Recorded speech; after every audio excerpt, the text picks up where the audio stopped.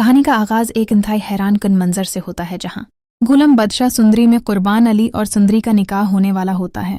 ہر طرف شادی کی تیاریاں چل رہی ہوتی ہیں۔ مولوی صاحب نکاح پڑھانے کے لیے بیٹھے ہوتے ہیں اور سب یہی سمجھ رہے ہوتے ہیں کہ آج سندری ہمیشہ کے لیے قربان علی کی ہو جائے گی، لیکن آئین اسی لمحے وہاں بادشاہ پہنچ جاتا ہے۔ سندری جیسے ہی بادشاہ کو دیکھتی ہے تو فوراً سب کے سامنے چیخ کر کہتی ہے کہ یہی وہ درندہ ہے جس نے اسے اور غلام کو قید کر رکھا تھا۔ یہ سنتے ہی ماحول میں ہلچل مچ جاتی ہے۔ بادشاہ غصے میں اپنے آدمیوں کو حکم دیتا ہے کہ قربان علی کو فوراً پکڑ کر قید کر دو۔ پھر وہ اسے دھمکی دیتا ہے کہ اگر آئندہ اس نے سندری کی طرف آنکھ اٹھا کر بھی دیکھا تو وہ اس کی بیٹی کو طلاق دے دے گا۔ ادھر سندری بادشاہ سے التجا کرتی ہے کہ غلام کو بھی آزاد کر دو، لیکن بادشاہ غصے میں اس کا ہاتھ پکڑ لیتا ہے اور زبردستی اسے اپنے کراچی والے گھر لے جاتا ہے۔ سندری بے بسی سے روتی رہتی ہے مگر کوئی اس کی مدد نہیں کر پاتا۔ جب جہانت کو یہ پتہ چلتا ہے کہ قربان علی اور غلام قید ہیں تو وہ فوراً جا کر دونوں کو آزاد کروا دیتا ہے۔ دوسری طرف بادشاہ سندری پر دباؤ ڈالنا شروع کر دیتا ہے۔ وہ کہتا ہے کہ اگر تم نے مجھ سے شادی نہ کی تو میں غلام کو جان سے مار دوں گا۔ غلام کی جان خطرے میں دیکھ کر سندری خوفزدہ ہو جاتی ہے۔ وہ روتے ہوئے کہتی ہے کہ غلام کو کچھ مت کہنا، میں تم سے شادی کرنے کے لیے تیار ہوں۔ یہ سن کر بادشاہ خوش ہو جاتا ہے کیونکہ وہ ہر حال میں سندری کو حاصل کرنا چاہتا ہے۔ لیکن کہانی یہاں ختم نہیں ہوتی۔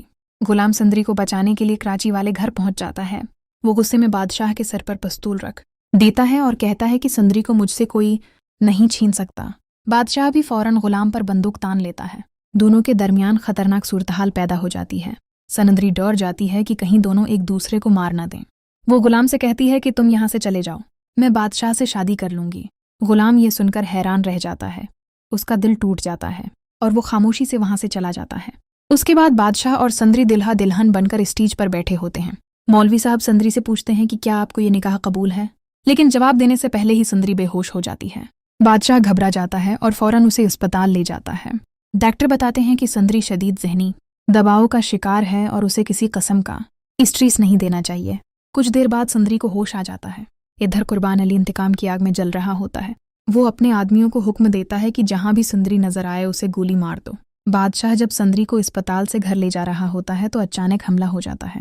ایک آدمی سندری پر گولی چلا دیتا ہے لیکن بادشاہ فوراً سندری کے سامنے آ جاتا ہے اور گولی اس کے بازو پر لگ جاتی ہے۔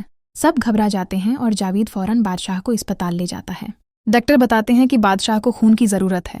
یہ سن کر سندری فوراً اپنا بلڈ گروپ چیک کرواتی ہے اور خوش قسمتی سے اس کا خون بادشاہ سے میچ کر جاتا ہے۔ سندری بادشاہ کو خون دیتی ہے۔ جب بادشاہ کو ہوش آتا ہے اور اسے پتہ چلتا ہے کہ سندری نے اس کی جان بچائی ہے تو وہ بہت خوش ہوتا ہے۔ اسے لگتا ہے شاید سندری کے دل میں اس کے لیے نرم گوشہ پیدا ہو گیا ہے۔